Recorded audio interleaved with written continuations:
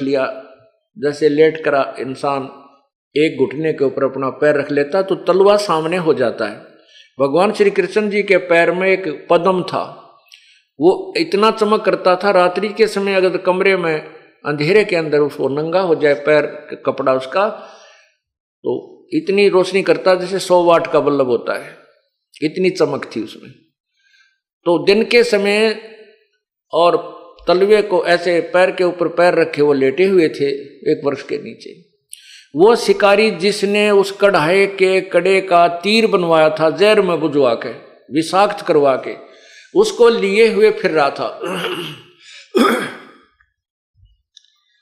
वो शिकार भी करता था। उस दिन उस शिकारी को कहीं भी कोई शिकार हाथ नहीं आया, ना कोई मृग नहीं मिला, कोई पशु नहीं मिला जंगल में। और दिन के 12-1 बज गया। दिन के 12-1 बज गया तो उसने सोचा चल इस वृक्ष के नीचे विश्राम करता हूं, छाया अच्छी है। उस वृक्ष की जो टहनियां थी, झुरमटें जमीन पर छुई हुई थी, एक तरफ से अंदर प्रवेश करने का रास्ता था, यानी बहुत गहन छाया थी। अब उस शिकारी ने, बालिया नामक शिकारी ने उस वृक्ष की तरफ जाना चाहा। वहां दूर से देखा कि वृक्ष की झुरमटों के अंदर से, उस पेड़ की उन पत्तों के अंदर से कोई चीज चमक रही है। शिकारी ने सोचा ये मृग की आंख है और यहां कोई मृग बैठा है। यदि मैं इधर उधर से देखूंगा, उसको जाके पकड़ूंगा तो हो सकता वो भाग ना जा। आज सारा दिन हो गया मुझे भटकते ने, कोई पशु नहीं मिला। उसने आव देखा ना ताव देखा, भगवान श्री कृष्ण जी के पैर में चमक रहे पद्म को एक मृग की आंख, हिरण की आंख जानकर वो विषाक्त तीर मार दिया, जिससे भगवान श्री कृष्ण के पैर में बहुत असहाय पीड़ा हुई। उन्होंने आवाज लगाई जैसे चोट लगने के बाद प्राणी करता है, मर गया रे, किसने क्या कर दिया रे, कौन है। अब शिकारी ने सोचा भैया तो कोई मनुष्य का लग गया, आदमी का लग गया, तो बहुत बात बिगड़ गई। अब वो शीघ्रता से जाकर देखा उसने कि वहां तो द्वारकाधीश मुकुट सहित श्री कृष्ण जी तड़फ रहे हैं। तब उस शिकारी ने, पारधी ने कहा मुझे माफ कर दो भगवान, मुझे क्षमा कर दो राजन, मेरे से भूल होगी, धोखा हो गया। मुझे नहीं मालूम था आप यहाँ विराजमान है। मैंने तो ये आपके पैर में चमक रहे पद्म, ये चमकीली वस्तु को मृग की आंख जान के प्रभु धोखे से तीर मार दिया, मेरा दोष नहीं है। श्री कृष्ण जी ने कहा भाई तेरे से कोई धोखा नहीं हुआ, बैठ जा। शिकारी तेरे से कोई धोखा नहीं हुआ, ये तेरा और मेरा कोई पिछला हिसाब किताब था, आज बराबर हो गया। अब शिकारी कहता प्रभु आप राजा, मैं एक गरीब आदमी, जंगल में बरमने भटकने वाला, आपका और मेरा क्या हिसाब किताब था प्रभु, मैं नहीं समझा। श्री कृष्ण जी ने कहा कि द्वापर त्रेता युग में तो सुग्रीव का भाई बाली था और मैं रामचंद्र राजा दशरथ के घर जन्म था मेरा। उसमें मैंने भी तुझे धोखा दे करके वृक्ष की ओट लेकर के तेरी जान ली थी भाई। आज मैंने तेरा बदला दे दिया, आज तूने अपना वो टिट फॉर टेट बराबर कर लिया। अब एक काम कर, तू यहां से चला जा, ना तुझे गढ़ देंगे पांडव आगे तय, और किसी के द्वारा संदेशा भिजवा दे नगरी में कि मुझे ऐसे ऐसे तीर लग गया है और पांडवों को बुलवा देंगे। तो कहते हैं 5 पांडव रथ में बैठ कर आगे, भगवान श्री कृष्ण जी वहां तड़फ रहे थे, अंतिम श्वास गिन रहे थे, वो 5 वहां पहुंच गए। जब उनकी यह हालत देखी तो भीम अर्जुन ने कहा कि हे भगवान आपकी ये दुर्दशा किसने की है, हमें बता दो एक बार, उसको अभी संवार देंगे। भगवान श्री कृष्ण ने कहने लगा भाई किसी को कुछ नहीं कहना, हम समझ लिए सारे 56 करोड़ यादव लड़के मर चुके हैं, नगरी में कोई पुरुष शेष नहीं है, और मेरी भी ये दुसा आप देख ही रहे हो, मेरा अंतिम श्वास है, ये मेरा अपना संस्कार, मेरा प्रारब्ध था, ये मेरा पूरा हो लिया। अब मैं आपसे जो आज्ञा देता हूं, मुझे अपना गुरु मानते हो तो मेरी अन्य बातों पर विचार कीजिए, जैसा मैं कहता हूं वो अपना कीजिए तो तुम्हारे कल्याणार्थ होगा। युधिष्ठिर जी ने कहा, प्रभु आप आज्ञा दीजिए, जो भी आप कहोगे हम आपके दास स्वीकार करेंगे। श्री कृष्ण जी ने कहा कि यहाँ पुरुष कोई नहीं रहा द्वारका में, सभी स्त्रियों को आप उधर ले जाना, नहीं तो यहाँ आसपास के लोग इन्हें परेशान करेंगे। दूसरी बात यह है कि तुम मेरे शिष्य हो, मैं तुम्हें एक उपदेश देता हूं कि तुम पांचों के पांचों राज्य त्याग कर शीघ्र ही अपने शरीर को तप करके समाप्त कर दो, हिमालय में चले जाओ।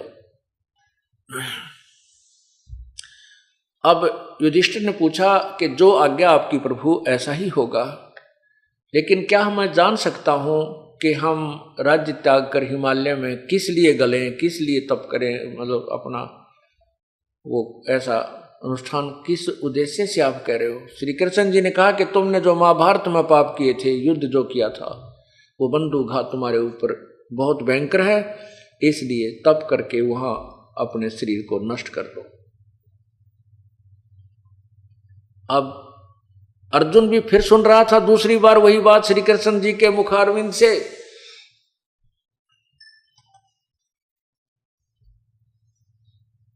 कि पहले गीता ज्ञान देते समय तो भगवान श्री कृष्ण जी, जैसा अर्जुन मान रहा था कि श्री कृष्ण जी गीता जी का ज्ञान देते समय तो कह रहे थे दूसरे अध्याय के 37वें श्लोक में कि अर्जुन तू युद्ध कर ले, यदि जीत गया तो विजय प्राप्त कर गया तो पूरी पृथ्वी का शासन भोगेगा, और मर गया यदि युद्ध में मारा गया तो स्वर्ग में जाएगा, तेरे दोनों हाथों में लड्डू है। और दूसरे अध्याय के 38वें श्लोक में कहा कि अर्जुन तू लाभ हानि को छोड़ के जय पराजय को भूल के युद्ध के लिए खड़ा हो जा, तुझे कोई पाप नहीं लगेंगे, तू निमित्त मात्र है।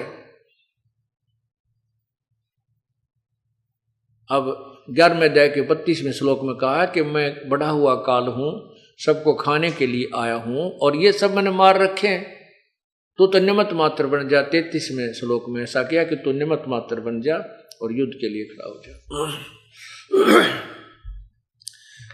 अब अर्जुन ने दूसरी बार जब यह बात सुनी, पहली बार तो तब सुनी थी जब अश्वमेध यज्ञ कराने के लिए कहा था कि तुम्हें पाप, युद्ध में किए हुए पाप हानि कर रहे हैं, दुख दे रहे हैं। अब दूसरी बार फिर अर्जुन ने कहा, अर्जुन से को कहा, अर्जुन पर सहन नहीं हुआ। तब अर्जुन ने कहा कि प्रभु वैसे तो आप आज ऐसी स्थिति में हैं कि मुझे आपसे कोई वाद विवाद नहीं करना चाहिए, लेकिन भगवान यदि मैं आज आपसे एक शंका का समाधान नहीं करूंगा तो मैं चैन से मर भी नहीं पाऊंगा, मुझे आज्ञा दो मैं आपसे शंका का समाधान करवाऊं। श्री कृष्ण जी ने कहा शौक से करो। तब श्री कृष्ण अर्जुन ने कहा कि भगवान आपने गीता जी के ज्ञान देते समय ये बात कही थी कि तू युद्ध कर ले, या तो स्वर्ग में जीत गया तो पूरी पृथ्वी का राज्य भोगेगा, और युद्ध में मारे गए तो स्वर्ग में जाएगा। मेरे दोनों हाथों में लड्डू बताए थे। हे परमात्मा, अब आप कह रहे हो कि राज्य त्याग करके हिमालय में जाकर अपना शरीर नष्ट कर दीजिए, वहां पर तप कीजिए और राज्य को त्याग दीजिए।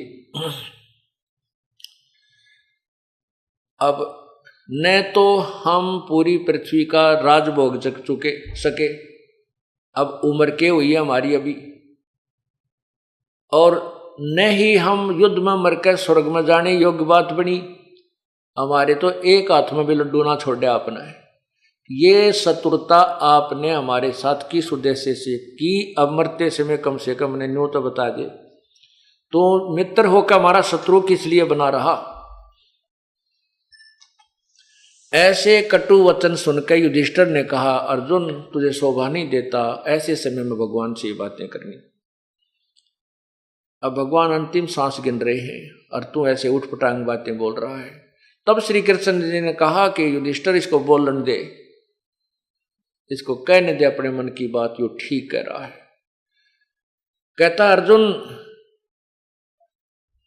एक बात मैं सच्ची बताता हूं, अब अंतिम सांस गिनता हूं, मुझे नहीं मालूम मैंने केत गीता में कहा था। और भाई ये जो कुछ भी करा है ये किसी और ही परम शक्ति के वश है, वो ना मेरे बस का ना तेरे बस की। लेकिन इतना मैं जरूर कहूंगा कि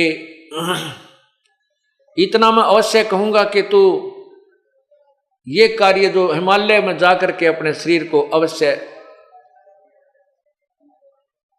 अपना तप करके नष्ट कर दीजिए। अब श्री कृष्ण जी ने स्पष्ट कर दिया अंतिम समय में कि अर्जुन ये ना तेरे बस की बात थी ना मेरे बस की, जो भी प्रारंभ में लिखा था ये होना था। और मैंने गीता जी, मुझे नहीं मालूम गीता जी में के मैंने बोला था। दूसरी बात ये कि ये सत्य है श्री कृष्ण जी, अब जो अपने एज श्री कृष्ण बोल रहे थे वो ठीक कह रहे थे कि भाई जो तुमने युद्ध में पाप किए वही दुख तुम्हें दुखी कर रहा है, वही पाप तुम्हें दुखी कर रहा है। या तो उनकी बात सही थी, बाकी गीता जी में जो ज्ञान दिया वह काल ने दिया था। अब दूसरी बात यह है कि जैसे श्री कृष्ण जी ने संदीपनी और दुर्वासा जी से जो भी कथा कहानी सुनी थी, जो ज्ञान सुना था, उसी के आधार पर वो समाधान बताते थे। श्री कृष्ण जी ने पाप श्राप नष्ट करने का अर्थात 3 ताप के अंतर्गत ये दुख आते हैं।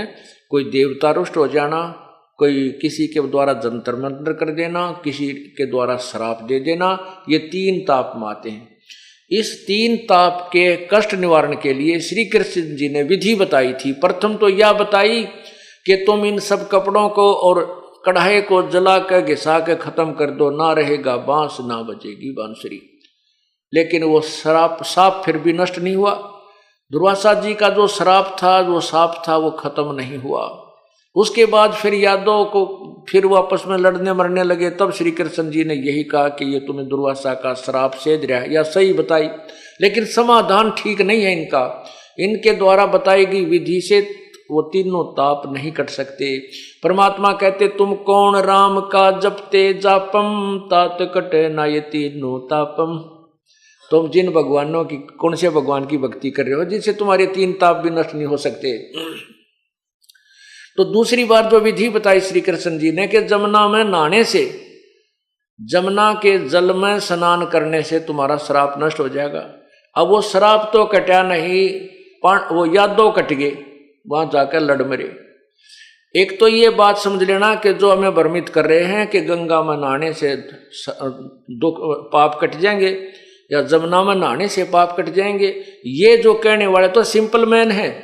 ये वचन तो श्री कृष्ण जी ने कहे थे यादवों को, और उनका भी साप ना कटा। जमुना के नहाने थे, वहां तो वापस में लड़के और मर गए, नष्ट हो गए।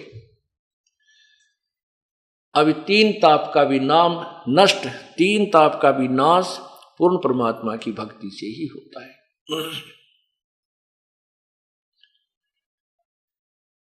अब इस कथा से आपको बहुत से उदाहरण मिले हैं। अब फिर और देखिएगा,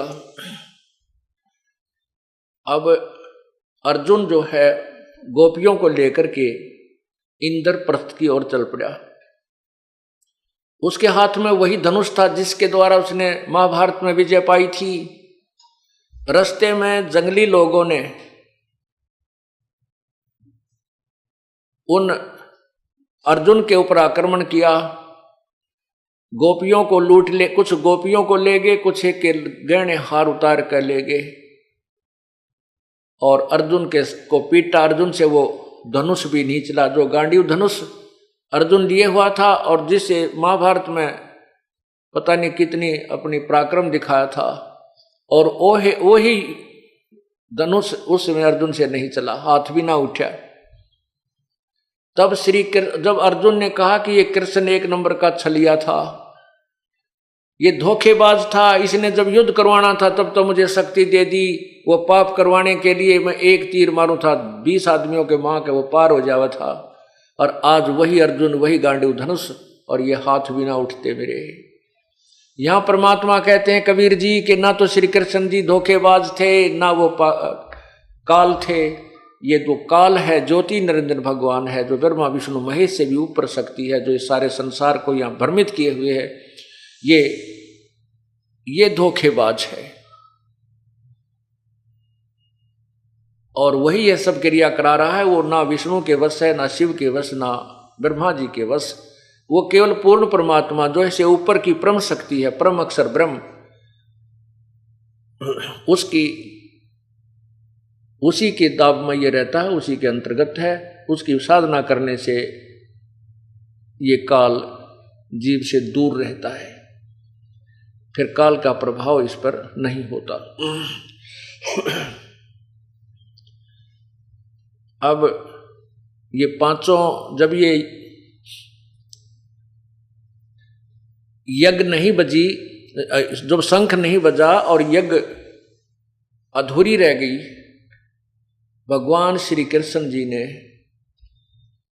युधिष्ठिर जी से कहा कि ये जितने भी ऋषि महर्षि और ये सिद्ध बैठे हैं, ये कोई भी सत साधना युक्त नहीं है,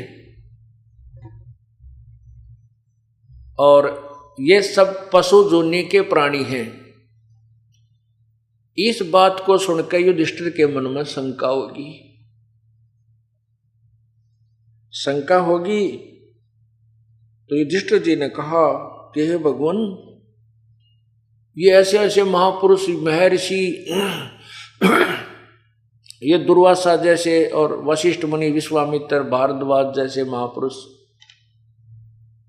और आप इनको कहते हैं ये पशु जोनि में जाएंगे। तो श्री कृष्ण जी ने कहा क्या आपको मेरी बात पर विश्वास नहीं हुआ? युधिष्ठिर जी ने कहा कि ऐसी बात नहीं है प्रभु कि मेरी आपकी कहो और मुझे विश्वास ना हो, लेकिन मेरी बुद्धि संकीर्ण है, छोटी बुद्धि का आदमी हो, मेरी समझ में ना आई। तब श्री कृष्ण जी ने अपने हाथ को ऐसे किया, वो बैठे थे मंडलेश्वर सारे, ऐसे घुमा दिया और कहा देख युधिष्ठिर, जो आसनों पर बैठे थे वो कोई तो रीछ बना खड़ा है, कोई गधा, कोई घोड़ा, कोई बिच्छू, कोई सांप, कोई कीट, कोई पतंग, कोई कीड़ा, कहते हैं आने वाले जन्म इनके ये होंगे। अब उस देखकर लीला को युधिष्ठिर ने कहा प्रभु ये लीला अपनी खत्म करो, मुझसे देखी नहीं जाती, इनकी ये हालत देखी नहीं जा रही। श्री कृष्ण जी ने कहा युधिष्ठिर ये लीला नहीं, ये सत्य है। अब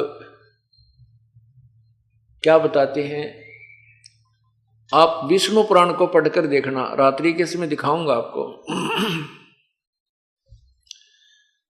उसमें देखना श्री वशिष्ठ जी, श्री विश्वामित्र जी ये प्रारंभ करते हैं व्याख्याओं को ब्रह्म से, और आके इष्ट मान लेते हैं विष्णु जी को, सतोगुण भगवान विष्णु को। कोई मान लेता है श्री शंकर भगवान को, तमोगुण को, और उनको इष्ट मान करके ये साधना करते हैं, वेदों के तो मंत्र बोलें और पूजा करें विष्णु और शिव जी की। इसलिए परमात्मा क्या बताते हैं, वेद पढ़ने पर भेद न जाने, ये बाँचे पुराण 18, जड़ को अंधे पत्ते खुआम, भूल गे सिरजनहारा। वेद पढ़े पर भेद न जाने और बाँचे पुराण 18, और फिर भी ना वेदों को भी पढ़ते हैं, उसका निष्कर्ष इनके पास नहीं है। वेदों में लिखा है कि ब्रह्म साधना करनी चाहिए, उसके अतिरिक्त जो पूजा करते हैं आन उपासना कहलाती है। ब्रह्मा, रजगुण, सतगुण, विष्णु, तमगुण, शिव जी की पूजा को करने वालों को भी मूर्ख और पाप आत्मा कहा है। दुष्कर्म करने वाले, गीता ज्ञानदाता कहता है कि मेरी भक्ति भी ना करते। गीता जी के अध्याय नंबर 7 के श्लोक 12, 13, 14 और 15 में ये स्पष्ट प्रमाण किया है कि गीता ज्ञानदाता कहता है कि मैं ये जितने भी धार्मिक अनुष्ठान हैं ये मेरे से ही हो रहे हैं, लेकिन मैं इनमें नहीं हूं और ये मुझ में, मैं इनसे बाहर हूं, ये मुझ में नहीं। अब तीनों गुणों के द्वारा जो कुछ भी हो रहा है ये मेरे से ही हो रहा है। रजगुण ब्रह्मा से जीवों की उत्पत्ति,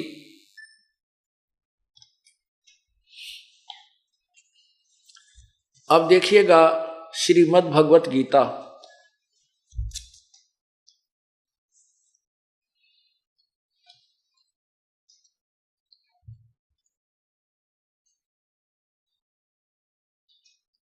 ये गीता प्रेस गोरखपुर से प्रकाशित है।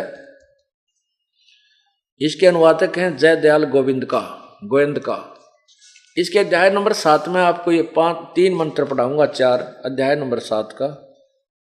इधर आइए, या नीचे 12वें में लिखा है, ये नीचे देखना।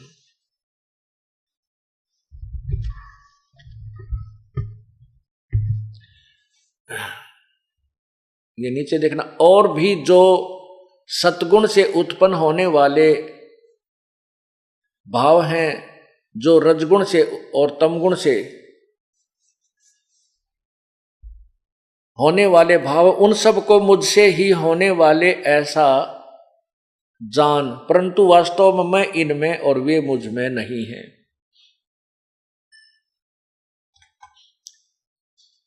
अब क्या कह रहा है गीता ज्ञानदाता? गीता ज्ञानदाता कौन है? काल भगवान। ये कह रहा है कि जो रजगुण से होने वाले भाव, सतगुण से, तमगुण से, रजगुण से जीवों की उत्पत्ति यानी विषय वासना प्रेरित करके संतान उत्पत्ति करवाना, और सतगुण से सतीथि बनाए रखना विष्णु जी से, और तमोगुण भगवान शंकर से संहार कराना, ये जो कुछ भी हो रहा है ये मेरे ही कारण है। क्योंकि काल को 1 लाख जीव प्रतिदिन खाने हैं, उसको श्राप लगा है। उस कारण से ये अपने तीनों पुत्रों को ये ड्यूटी दे रखी है कि रजगुण ब्रह्मा के अंदर एक ऐसी शक्ति है, उस शक्ति की जो की रेंज है वो तीनों लोकों में काम कर रही है। जैसे एक नगर में तीन कंपनियां के टावर हों, उन तीनों की रेंज वहां पर काम कर रही होती है। तो उनका अगर एक व्यक्ति ने तीनों के कनेक्शन ले रखे हैं तो तीनों ही कार्ड उसके काम कर रहे हैं। इसी प्रकार हमने हमारे कार्ड भी सारे फिट कर रखे हैं काल ने, और टावर भी ये तीनों ला रखे हैं। यानी ब्रह्मा विष्णु महेश की जो शक्ति है, रजगुण और सतगुण तमगुण, इनकी जो शक्ति निकल रही है ये हमारे को प्रभावित कर रही है, हमारे ऊपर असर कर रही है सभी प्राणियों पर, जिस कारण से संतान उत्पत्ति करते हैं, फिर मोह ममता से उनका पालन दोनों अपना प्रेम प्यार बनाए रखते हैं, और शंकर जी हमें मार देते हैं। तो गीता ज्ञान दाता कह रहा है कि इन तीनों गुणों से जो कुछ भी हो रहा है ये मैं ही उसका निमित्त, तो लेकिन मैं इनमें नहीं हूं, ये इनसे बाहर 21वें ब्रह्मांड में रहता है।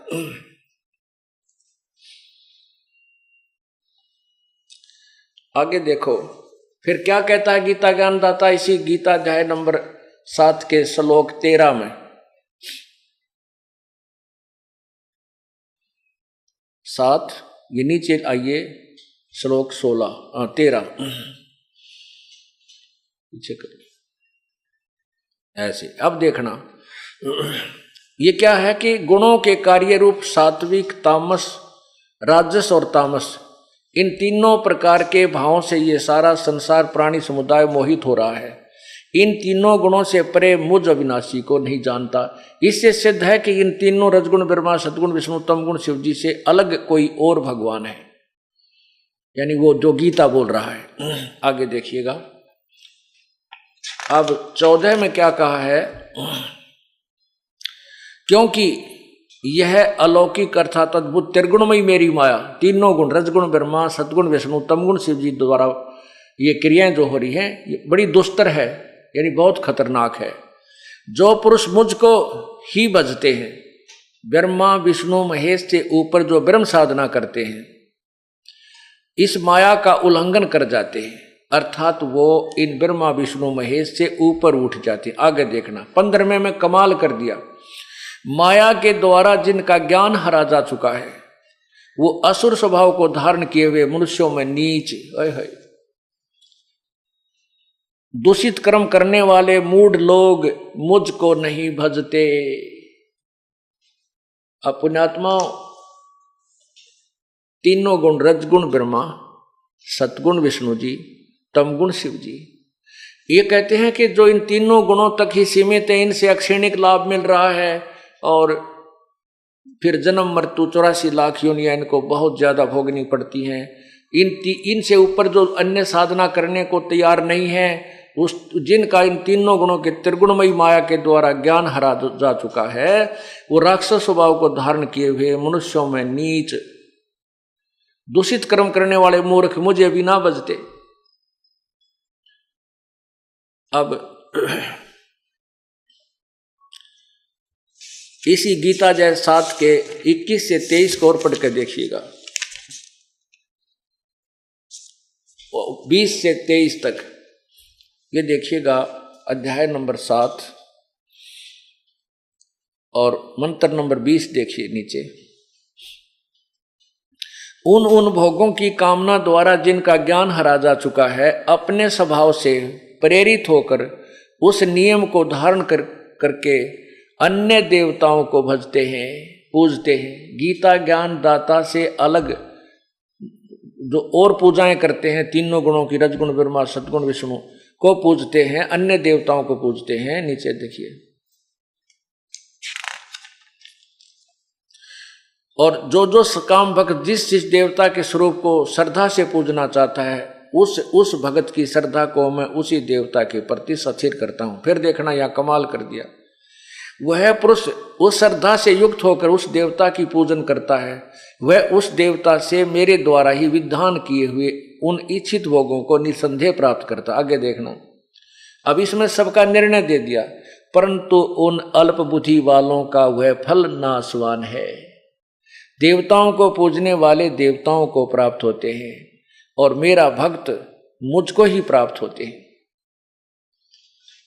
अब इसमें स्पष्ट कर दिया है कि ब्रह्म की साधना करने के अतिरिक्त जो अन्य देवताओं की पूजा करते हैं, तो वो कहते हैं कि जैसे तुम अन्य देवताओं की पूजा करते हैं ना, वो पूजते रहे हैं भगवान। जैसे हम कोई भी पूजा करा करते, किसी भी प्रकार से हनुमान जी का व्रत रखते थे, कोई प्रसाद बांटा करते, वो पूजा तो हम कर रहे थे भगवान की, पर वह भगवान की थी को ना। और वो जिसकी हम पूजा करते थे उनमें थोड़ी शक्ति थी, वो अस्थायी लाभ हमें दे दिया करते थे, मोक्ष नहीं था। इस कारण से यह कहा कि जो बेशक से दूसरे देवताओं की पूजा करते हैं, तो वो भी लाभ ब्रह्म कहता मैंने ही उन देवताओं को दे रखा है, और उसी के कारण वो थोड़ा बहुत राह तुम्हें दे देते हैं। लेकिन उन अल्प बुद्धि वालों का है, उन मंद बुद्धि वाले मूर्खों की वो पूजाएं, अन्य देवताओं की पूजा गलत है। अब यहां देखिए 9वें अध्याय के 20 से 20, 21, 23 में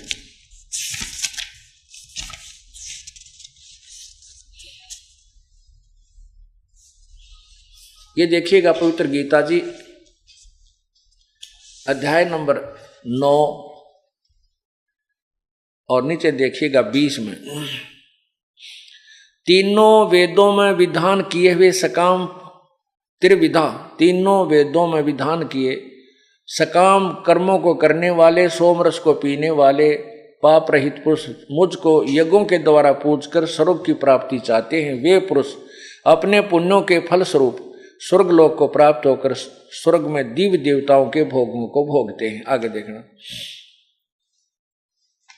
अब ये गीता ज्ञानदाता कह रहा जो वेदों के पढ़ने वाले भी मोक्ष नहीं है, तीनों वेदों के पढ़ने वाले भी, उसके अनुसार साधना करने वाले भी वो ब्रह्मलोक तक जाते हैं।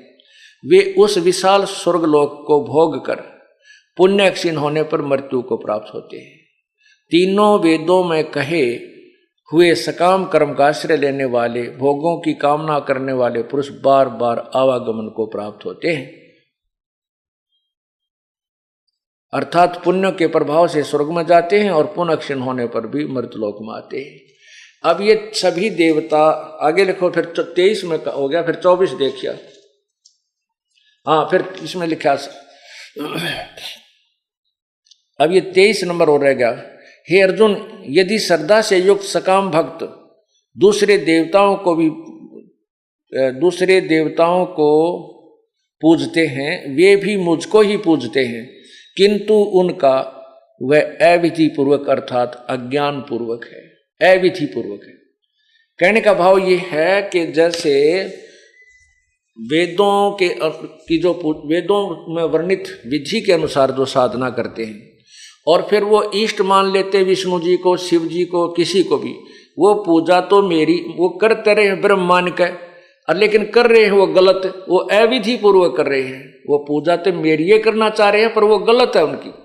और फिर गीता जी अध्याय नंबर 16 के मंत्र नंबर 23 में कहा कि शास्त्र विधि को त्याग कर जो मनमानी पूजा करते हैं उनको न कोई लाभ होता है ना उनकी कोई गति होती है, अर्थात व्यर्थ है। ये देखिएगा अध्याय नंबर 16 का मंत्र नंबर 23, ये देखिएगा नीचे यहाँ इधर, हाँ मंत्र नंबर 23 ये वाला।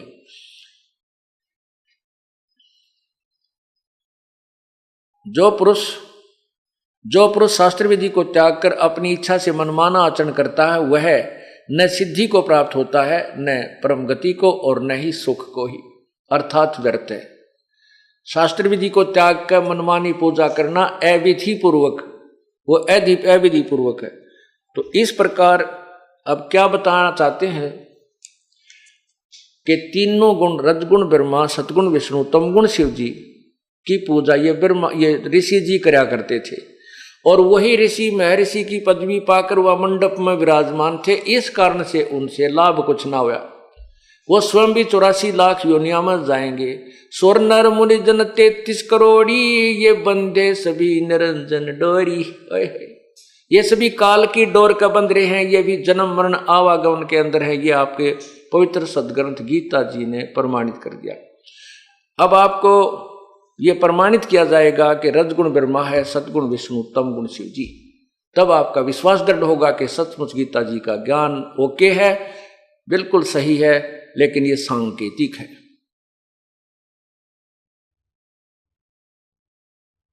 सुबह के सत्संग में आप जी ने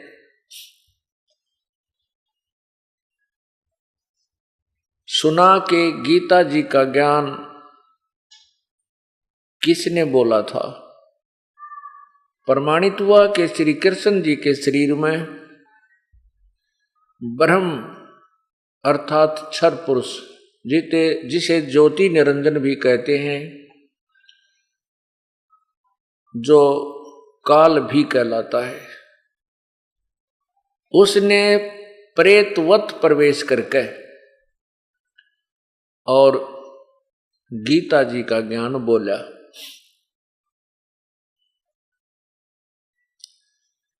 आपने ये भी देखा कि गीता जी अध्याय नंबर 7 के श्लोक नंबर 15 में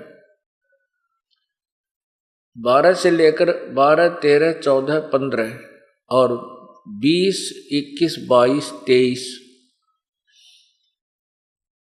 इन श्लोकों में आपने अपनी आंखों से पवित्र गीता जी को पढ़ा इस प्रोजेक्टर के माध्यम से।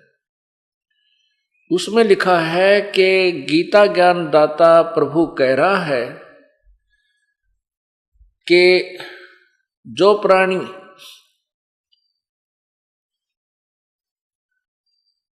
तीनों गुणों की पूजा करते हैं, रजगुण ब्रह्मा जी, सतगुण विष्णु, तमगुण शिव जी, और उनसे वो अन्य देवताओं में आते हैं, अन्य देवता,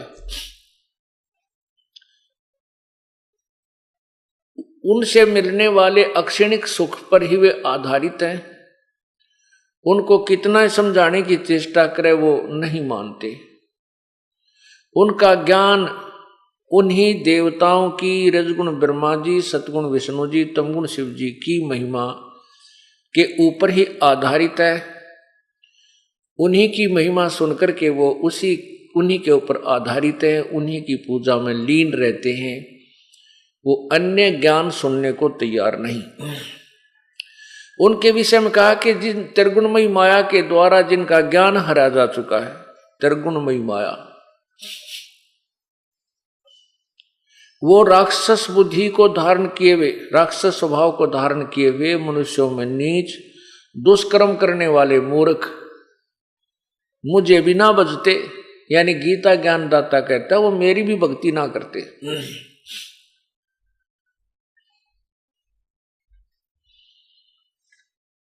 अब हमने अभी तक जो ज्ञान सुना था, क्योंकि इस दास का जन्म भी पवित्र हिंदू धर्म में हुआ, पवित्र हिंदू धर्म के शास्त्रों से भी हम परिचित नहीं थे, और जिन संतों ने, ऋषियों ने, गुरुओं ने हमें ज्ञान दिया वो हमारे सदग्रंथों के विपरीत दे रखा था। हमारे को बता रखा था कि ब्रह्मा विष्णु महेश के कोई माता पिता नहीं है, ब्रह्मा विष्णु महेश अजरो अमर हैं, ये सारी सृष्टि के रचनहार कुल मालिक हैं, और इन्हीं की भक्ति से पूर्ण मोक्ष प्राप्त होता है। जबकि इन भगवानों के जीवन चरित्र में लिखा हुआ है ये नाशवान हैं, इनकी जन्म मृत्यु होती है, ये केवल एक विभाग, एक ब्रह्मांड में एक विभाग के मंत्री यानी मालिक हैं। रजगुण विभाग के ब्रह्मा जी, सतगुण विभाग के विष्णु जी और तम गुण विभाग के शिव जी। इसलिए ये तीनों भी गुण कहलाते हैं, रजगुण ब्रह्मा, सतगुण विष्णु, तमगुण शिव जी। और प्रकृति अर्थात दुर्गा, शेरा वाली, अष्टंगी, ये ब्रह्मा विष्णु महेश की माता है।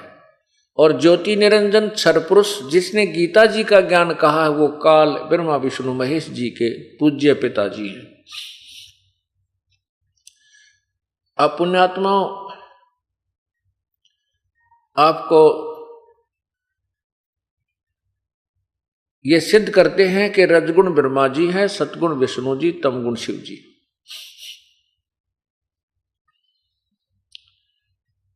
सर्वप्रथम आपको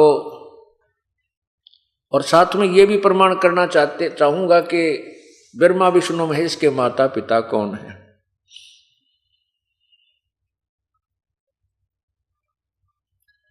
अब देखिएगा,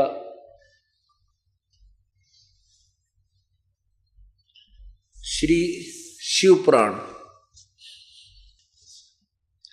देखिएगा, श्री शिव पुराण सचित्र मोटा टाइप, केवल हिंदी। नीचे देखिए, गीता प्रेस गोरखपुर से प्रकाशित, गीता प्रेस गोरखपुर। और इनके अनुवादक कौन है?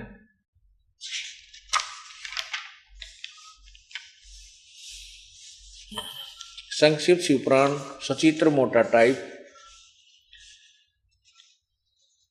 संपादक है हनुमान प्रसाद पोदार। और ये कहाँ से छपा है यहाँ देखिएगा, प्रकाशक एवं मुद्रक गीता प्रेस गोरखपुर, गोविंद भवन कार्यालय, कोलकाता संस्थान, कोलकाता संस्थान। अब इसके ये अध्याय नंबर 5 यहाँ समाप्त हो जाता है। अब हम अध्याय 6 रुद्र संहिता, रुद्र संहिता अध्याय 6 पृष्ठ नंबर 99 से आपको पढ़कर सुनाते हैं। इसमें 2 बातें सिद्ध होंगी, एक तो ब्रह्मा विष्णु महेश की उत्पत्ति और साथ में ये गुण। ब्रह्मा जी ने कहा, ब्रह्मन देव शिरोमणे, तुम सदा समस्त जगत के उपकार में ही लगे रहते हो, तुमने लोगों के हित की कामना से यह बहुत उत्तम बात पूछी है, जिसके सुनने से संपूर्ण लोगों के समस्त पापों का अक्षय हो जाता है। उस अनाम्य शिवत्व का मैं तुमसे वर्णन करता हूँ। शिवत्व का रूप बड़ा ही उत्कृष्ट है और अद्भुत है।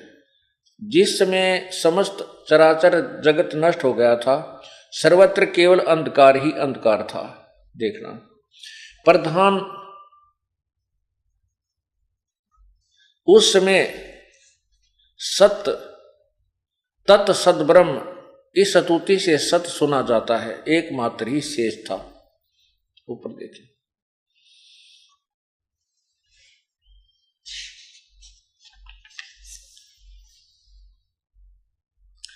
जिस परब्रह्म के विषय में ज्ञान और अज्ञान से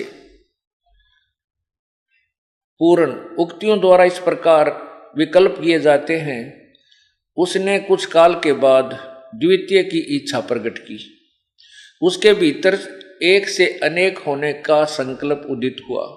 तब उस निराकार परमात्मा ने अपनी लीला शक्ति से अपने लिए मूर्ति की कल्पना की। नीचे देखें, जो मूर्ति रहित परब्रह्म है उसी की मूर्ति भगवान सदाशिव हैं। अर्वाचीन और प्राचीन विद्वान उन्हीं को ईश्वर कहते हैं। उस समय एकाकी रहकर स्वेच्छानुसार विहार करने वाले उन सदाशिव ने अपने विग्रह से स्वयं ही एक स्वरूप भूता शक्ति की सृष्टि की, जो उनके अपने श्री अंग से कभी अलग होने वाली नहीं थी। उस पराशक्ति को प्रधान प्रकृति, अब देखना, दुर्गा को प्रकृति भी कहते हैं, प्रधान भी कहते हैं, पराशक्ति को भी कहते हैं, और माया बुद्धि तत्व की जननी तथा विकार रहित बताया है। वह शक्ति अंबिका कही गई है, अंबिका दुर्गा, उसी को प्रकृति, ये याद रखना, प्रकृति शब्द ये आपको गीता जी के अनुवाद में काम आवेगा। प्रकृति दुर्गा को कहते हैं, उसी को प्रकृति सर्वेश्वरी और त्रिदेव जननी, ओए है, तीनों देवताओं की माता, रजगुण ब्रह्मा, सतगुण विष्णु, तमगुण शिव जी की माता वो दुर्गा है। नित्य और मूल कारण भी कहते हैं। सदाशिव द्वारा प्रकट की गई उस शक्ति के 8 भुजाएं हैं। नीचे देखो, ये भी स्पष्ट हो गया कि वो 8 भुजा वाली देवी है। जो वे सदाशिव हैं वे परम पुरुष ईश्वर, शिव शंभु और महेश्वर कहते हैं। आगे देखो इधर, अब ये काल है, ये सदाशिव कौन है? ये काल है, ये ब्रह्मा विष्णु महेश का पिता है और दुर्गा इनकी माता है। वे, अब सदाशिव अर्थात काल के विषय में बताया जा रहा है, वे अपने सारे अंगों में भस्म रमाए रहते हैं। उन काल रूपी ब्रह्म ने, ये स्पष्ट भी कर दिया है, सदाशिव को यानी महाशिव को काल भी कहते हैं। उन काल रूपी ब्रह्म ने एक ही समय शक्ति के साथ, ये नाथ नहीं है, ये गलत प्रिंट है, शक्ति यानी दुर्गा के साथ शिवलोक नामक अक्षेत्र का निर्माण किया। उस उत्तम अक्षेत्र को काशी कहते हैं। वे वह परम निर्वाण का या मोक्ष का स्थान है जो सबसे ऊपर विराजमान है। वे प्रियतम रूप शक्ति और शिव, यानी प्रिया और प्रियतम यानी पति और पत्नी रूप में शक्ति यानी दुर्गा और शिव ये काल रूपी ब्रह्म जो परमानंद स्वरूप है, उस मनोरम क्षेत्र में नित्य निवास करते हैं। काशीपुरी प्रानंद रूपणी है, परमानंद रूपणी है। मुने शिव और शिवा ने यानी काल और दुर्गा ने, शिव ये काल है और शिवा ये दुर्गा है, प्रलय काल में भी कभी उस क्षेत्र को अपने सानिध्य से मुक्त नहीं किया। इसलिए विद्वान पुरुष उसे अविमुक्त क्षेत्र के नाम से जानते हैं। यहां देखना, देवर से एक समय उस आनंद वन में रमण करते हुए शिवा यानी दुर्गा और शिव ये काल के मन में यह इच्छा हुई कि किसी दूसरे पुरुष की सृष्टि करनी चाहिए, जिस पर यह सृष्टि संचालन का महान भार रखकर हम दोनों केवल काशी में रहकर स्वेच्छा अनुसार विचरें और निर्वाण धारण करें। यहां देखो, ऐसा निश्चय करके शक्ति सहित सर्वव्यापी परमेश्वर शिव ने अपने वाम भाग के 10वें अंग पर अमृत मल दिया। फिर तो वहां से एक पुरुष प्रकट हुआ जो तीनों लोकों में सबसे अधिक सुंदर था। वह शांत था, उसमें सत्गुण की अधिकता थी। ये विष्णु की उत्पत्ति होगी शिव यानी काल सदाशिव और दुर्गा से, तथा वह गंभीरता में अथाह सागर था। आगे देखो, तदंतर उस पुरुष ने परमेश्वर शिव को प्रणाम करके कहा, स्वामिन मेरा नाम निश्चित कर कीजिए और काम बताइए। नीचे आइए। शिव ने कहा, वत्स, व्यापक होने के कारण तुम्हारा विष्णु नाम विख्यात हुआ। अब पुण्यात्माओं, अब इस पवित्र शिव महापुराण ने सिद्ध कर दिया कि ये प्रकृति दुर्गा ब्रह्मा विष्णु महेश की माँ है, त्रिदेव जननी। और इसको प्रकृति भी कहते हैं, इसे प्रधान भी कहते हैं। ये 8 भुजा वाली है, इसको शिवा भी कहते हैं। और इस काल रूपी ब्रह्म को सदाशिव भी कहते हैं। ये काल रूपी ब्रह्म भी कहलाता है, इसको महाशिव भी कहते हैं। इन दोनों के संयोग से पति पत्नी व्यवहार से विष्णु जी की उत्पत्ति हुई। ये क्लियर हो गया, स्पष्ट हुआ।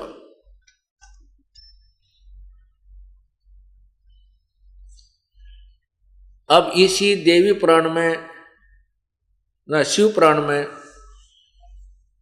ब्रह्मा जी की उत्पत्ति भी आपको दिखाते हैं।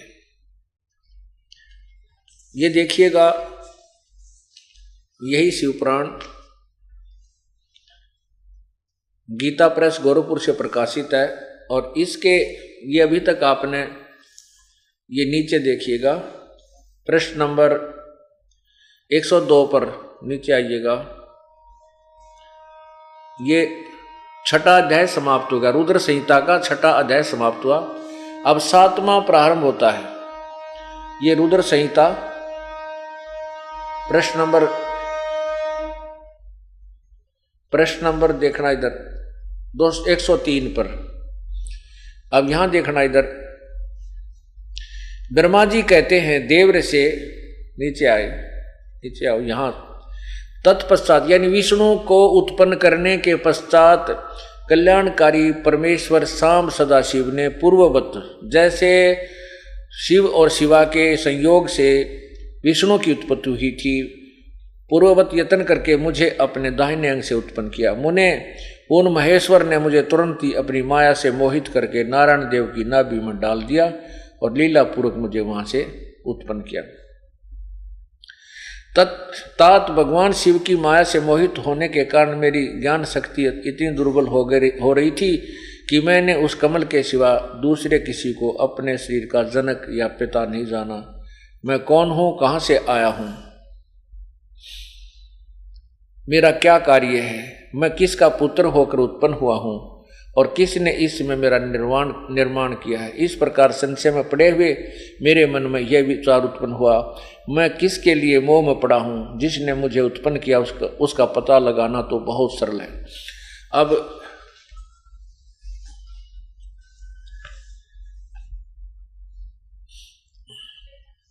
ब्रह्मा जी का जन्म भी दुर्गा और काल सदाशिव से आपके समक्ष पवित्र शिव पुराण में स्पष्ट हुआ, प्रमाणित हुआ।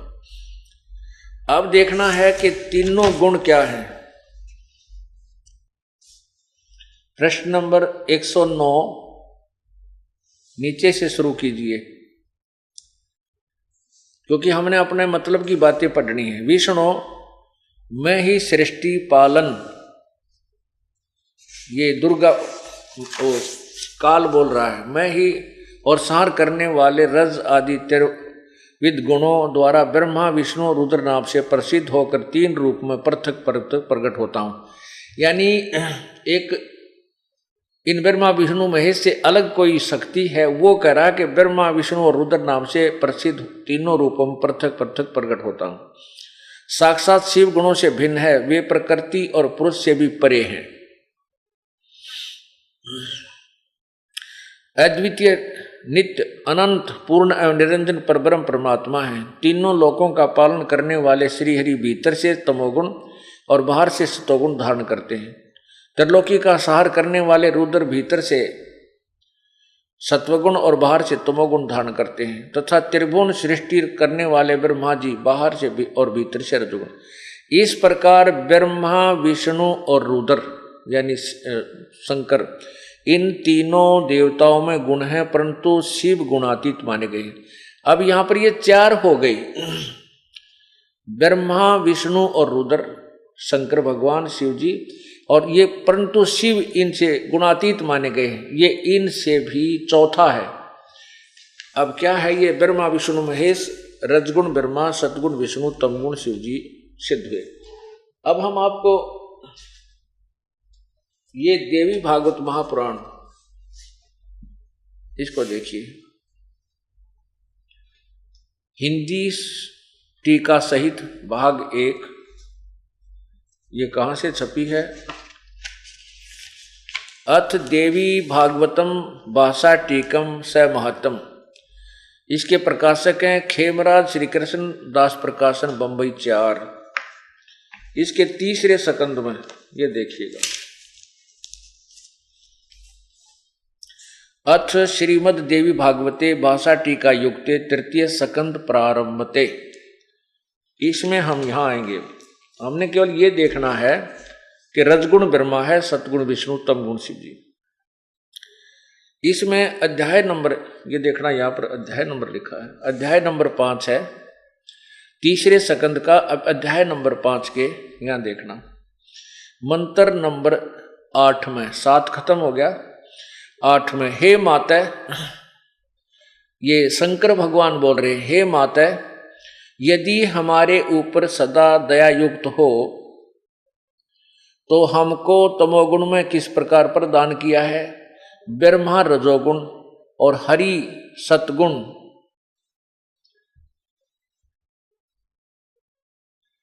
सतगुण युक्त किए हैं। इसे सिद्ध हो गया। अब ये देखना, अंग्रेजी इसकी संस्कृत भी देखें। हे माता, हाँ यहाँ ये 7वां, यदि दया धर्मना न सदाम्बिके कथम अहम विहित च, विहित च मैंने बना दिया, तमोगुण है, मुझे किस लिए तमोगुण बना दिया। ये हिंदी अनुवादकर्ता ने थोड़ी सी अपनी अटकल अड़ाई है इसमें, देखिए ऊपर, तमोगुण में किस प्रकार प्रदान किया, ये नहीं, सीधा लिखा कि मुझे किस प्रकार तमोगुण बना दिया। यहां देखना, अब संस्कृत देखेंगे हम। यदि दया धर्मना न सदाम्बिके कथम अहम, किस प्रकार मैं विहित बना दिया, च तमोगुण, मुझे तमोगुण क्यों बना दिया। और कमल जय, कमल से उत्पन्न होने वाले ब्रह्मा जी को रजोगुण संभव, विहित सुविहित किमु सतोगुण हरि, और किस प्रकार भगवान विष्णु को सतोगुण बना दिया। विहुतो माने बना दिया, संभव माने बनाना, कि मुझे आपने रजगुण बना दिया और ब्रह्मा को, मुझे तमगुण बना दिया, ब्रह्मा को रजगुण और विष्णु को सतगुण किस प्रकार बना, किस लिए बना। अब क्या कहते हैं, यदि तू दयालु है, शंकर भगवान कह रहे हैं, तो मुझे तमोगुण युक्त क्यों कर दिया, मैं तमोगुण क्यों बना दिया जो सबका संहार करता हूं। और ब्रह्मा जी सतीथि, या ब्रह्मा जी जो है जीव उत्पत्ति करवाता है और विष्णु जी सतीथि बनाता है। इससे सिद्ध हो गया है कि तीनों रजगुण ब्रह्मा है, सतगुण विष्णु, तमगुण शिव जी। अब देवी भागवत महापुराण में आपको और दिखाते हैं कि रजगुण ब्रह्मा है, सतगुण विष्णु, तमगुण शिव जी।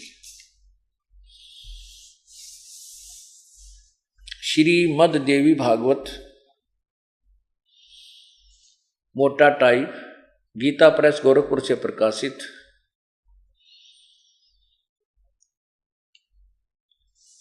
और इसके संवादक, इसके अनुवाद करता है हनुमान प्रसाद, संपादक है हनुमान प्रसाद पोदार, चिमन लाल गोस्वामी। अब इसमें थोड़ा सा दिखाएंगे आपको। ये स्वयं स्वीकार करते हैं कि हम आपके दुर्गा के पुत्र हैं,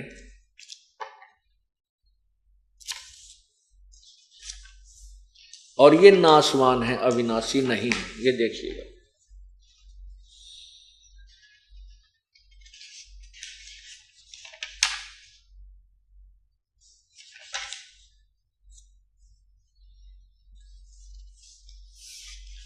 ये देखिएगा, तीसरा स्कंद है, तीसरा स्कंद। और यहां भगवान विष्णु कह रहे हैं